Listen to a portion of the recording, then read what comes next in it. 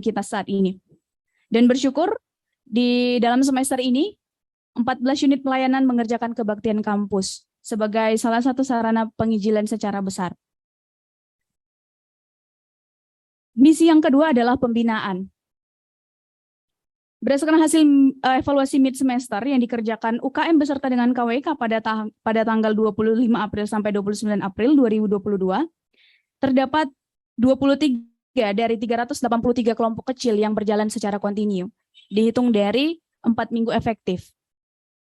Kita bersyukur kepada Tuhan masih ada kelompok kecil yang terus berjalan secara kontinu. Dan yang sangat menyedihkan ada 219 kelompok kecil yang sama sekali tidak berjalan di semester A berdasarkan hasil evaluasi mid semester dari 383 kelompok kecil. Ini jadi perenungan bersama apakah kelompok kecil kita termasuk di dalam salah satu yang tidak berjalan itu. Selanjutnya untuk membagikan kondisi pembinaan, terdapat 28 AKK yang tidak lagi dibina di KMK USU dikarenakan beberapa faktor, yakni tidak lagi komitmen untuk mengikuti kelompok kecil di pelayanan KMK USU, kesibukan dalam studi, dan juga telah dibina di pelayanan lain.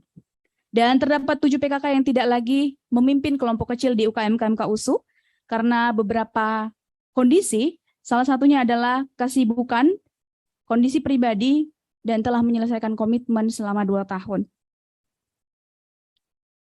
Saya juga mau membagikan kondisi PKK se-USU saat ini. Ada 119 PKK mahasiswa dan 261 PKK alumni di UKM KMK USU saat ini. Ini tentu menjadi poin perhatian kita juga karena ternyata lebih banyak PKK alumni yang memimpin kelompok kecil di KMK USU dibandingkan PKK mahasiswa. Dan saat ini saya membagikan misi yang ketiga adalah pelipat gandaan. Terdapat 6 UP yang menggunakan metode alamiah untuk pelipat gandaan di dalam tahun ini, dan 8 UP menggunakan metode non-alamiah untuk pelipat gandaan tahun ini. Berdasarkan evaluasi mid semester yang dikerjakan UKM beserta KWK, terdapat 10 CPKK yang sedang diproses dari 955 AKK potensial di UKM KMK USU. Ini juga menjadi poin perhatian bagi kita bahwa sebenarnya banyak sekali AKK potensial di KMK USU tetapi sedikit yang mau memuridkan kembali. Dan misi yang keempat adalah pengutusan. Terdapat 417 AKK yang melayani di organisasi lain.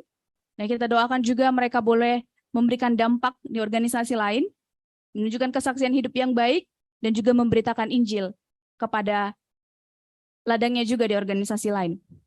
Dan terdapat 36 AKK yang sudah diutus ke dunia alumni. Kita juga sama-sama berdoa agar alumni yang baru saja diutus boleh benar menjadi garam dan terang di tengah pekerjaan mereka sebagai alumni.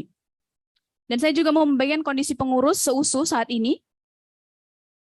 Terdapat 5 pengurus dari 4 unit pelayanan yang tidak komitmen lagi di dalam pelayanannya sebagai pengurus 2022.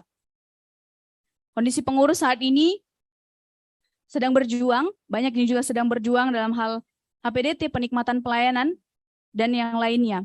Mari kita juga berdoa agar tidak ada lagi pengurus yang tidak komitmen dalam pengerjaan pelayanannya di dalam 1 tahun ini.